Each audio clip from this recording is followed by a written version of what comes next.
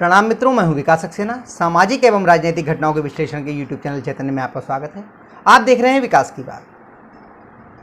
कांग्रेस के बड़े बड़े नेता जो संवैधानिक पदों पर रहे और मुस्लिम हैं, वो अपने पदों से हटने के बाद जिस तरह की बयानबाजी करते हैं, जिस तरह के बयान देते हैं, उसे देख करके ये लगता है कि उनके बयानों के आगे तमाम कट्टरपंथी मौलानाओं के बयान भी फीके पड़ जाते हैं। कई बार तो ये लगता है कि इन कट्टरपंथी भड़काऊ बयान देने वाले मौलानाओं को भी ये सोचना पड़ता होगा कि आखिर ऐसे नेताओं से हमें ट्रेनिंग लेनी चाहिए, सीखना चाहिए कि भड़काऊ बयान कैसे देने हैं। मैं ये बात क्यों कह रहा हूँ, इसके लिए हमारे पास दो उदाहरण हैं। एक, उपराष्ट्रपति पद से जब रिटायरमेंट के बाद हामिद अंसारी जी के बयान आए, वो लगातार किसी संवैधानिक पद से हटे हुए व्यक्ति की तरह नहीं बोल रहे थे, बल्कि एक मुस्लिम, कट्टरपंथी मुस्लिम की तरह बयान दे रहे थे। और अब कल ही 3 राज्यों के राज्यपाल रह चुके और कैबिनेट मंत्री रह चुके अजीज कुरैशी ने जो बयान दिया है, वो तो देश में आग लगाने वाला है। अभी कई बार सुप्रीम कोर्ट ने ये निर्देश दिए हैं कि जो भी भड़काऊ बयानबाजी करे, हेट स्पीच दे, उसके खिलाफ सरकारों को सख्त कार्रवाई करनी चाहिए। पिछले कुछ समय में हमने देखा है कि सुप्रीम कोर्ट ने कई मामलों का स्वतः संज्ञान लिया है और सख्त कार्रवाई के निर्देश भी दिए हैं। आपको याद होगा कि मणिपुर हिंसा के मामले में सुप्रीम कोर्ट ने स्वतः संज्ञान लेते हुए सख्त कार्रवाई के निर्देश दिए थे और यहां तक कह दिया था कि अगर सरकार कोई कार्रवाई नहीं करेगी तो हमें ही कुछ ना कुछ करना पड़ेगा। उन्होंने कमेटी भी बना दी। नूह में जब यात्रा निकाली जा रही थी, ब्रजमंडल यात्रा, उस पर कुछ उत्पातियों ने, उपद्रवियों ने हमला कर दिया, फायरिंग की, कई लोगों की उसमें जान गई। उसके बाद जब हरियाणा सरकार ने उन उत्पातियों और अराजक तत्वों के खिलाफ कार्रवाई करना शुरू की और उनके अवैध निर्माणों को ध्वस्त करना शुरू किया, तब भी न्यायालय ने उस पर रोक लगा दी, स्वतः संज्ञान लेते हुए। लेकिन पता नहीं क्यों जो बयान अजीज कुरैशी ने दिया है, उनके बयान की आवाज़ अभी तक माननीय न्यायाधीश के कानों में क्यों नहीं पहुंच रही है। मिलॉर्ड ने अभी तक इस पर स्वतः संज्ञान लेते हुए अजीज कुरैशी जी के खिलाफ मुकदमा दर्ज करते हुए उनको गिरफ्तार करने के निर्देश क्यों नहीं दिए। इसीलिए कहा जाता है कि नैरेटिव बड़े ही सेलेक्टिव हैं, चीज़ों पर बड़े ही सेलेक्टिव ढंग से विचार विमर्श किया जाता है और उसका आकलन किया जाता है। लेकिन इस बात पे आगे बढ़ने से पहले मैं आपको ये बताना चाहता हूं कि कहा क्या है और कहाँ कहा है अजीज कुरैशी ने। दरअसल अजीज कुरैशी 3 राज्यों के राज्यपाल रहे कांग्रेस की सरकार में, वरिष्ठ कांग्रेसी नेता हैं। इसमें उनकी उम्र लगभग 82 साल है। वो उत्तर प्रदेश, मिजोरम और उत्तराखंड के राज्यपाल रहे। मध्य प्रदेश सरकार में कैबिनेट मंत्री रहे, केंद्र सरकार में भी वो मंत्री रहे। सतना से, मध्य प्रदेश के सतना से वो लोकसभा के सांसद चुने गए।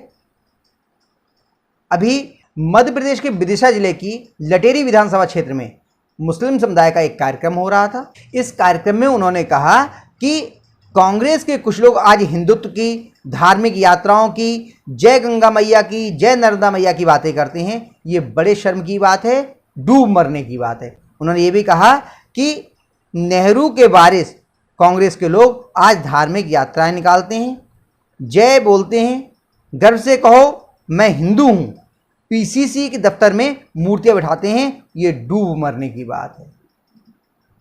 पूरे देश में नेहरू जी की, गांधी जी की, देवताओं की, देवी देवताओं की, ना जाने कितने महापुरुषों की मूर्तियां लगी हैं, उनको लगाना डूब मरने की बात हो गई।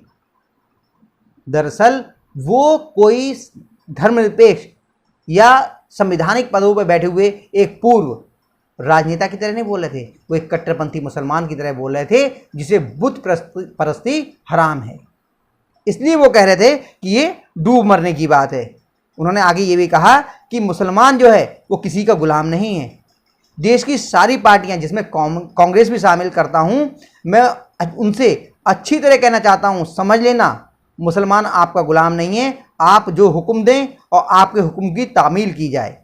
मुसलमान क्यों दे आप वोट? आपको नौकरी आप देते नहीं, पुलिस, सेना, नेवी में आप लेते नहीं, फिर क्यों मुसलमान वोट दे आपको? इसके अलावा उन्होंने ये भी कहा कि देश में 22 करोड़ मुसलमान हैं, मुसलमानों ने चूड़ियाँ नहीं पहन रखी हैं, उन पर जुल्म और ज्यादती हो रही है, उनके घरों को जलाया जा रहा है।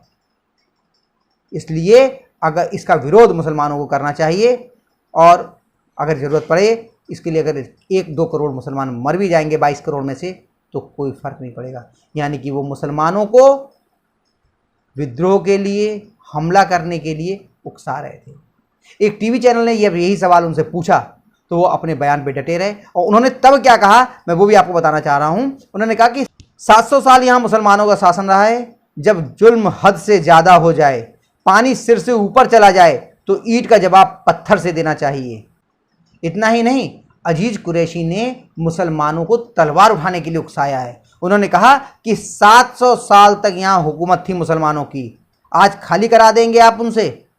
मैंने कहा कि एक हद तक उसको बर्दाश्त करना चाहिए, नज़रअंदाज करना चाहिए, शांति कायम करना चाहिए, लेकिन अगर कोई तुम्हारे वजूद को मिटाने आए, सब कुछ खत्म कर दे, तो फिर कुत्ते की मौत नहीं मरना चाहिए।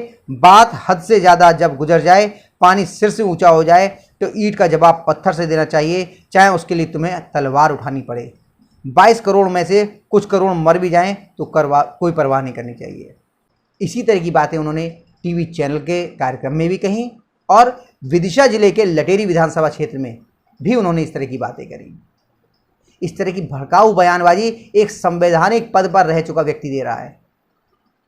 तो यह मिली बड़े ही सम्मान के साथ, आदर के साथ मिलॉर्ड से अपील कर रहा हूँ कि आप बड़े सख्त हैं हेट स्पीच को लेकर के, आपके तमाम बयान आए हैं, एक बार गौर कीजिए अजीज कुरैशी जी के इन बयानों पर।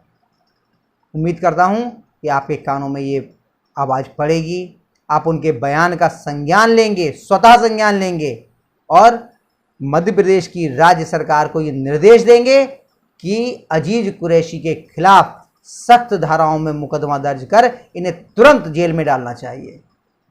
देखते हैं आप इस पर कितने सख्त हो बात नहीं, क्योंकि धर्मनिरपेक्षता का शायद पैमाना कुछ सीमित वर्ग तक ही सीमित रह जाता है, ऐसी धारणा लोगों की बन चुकी है।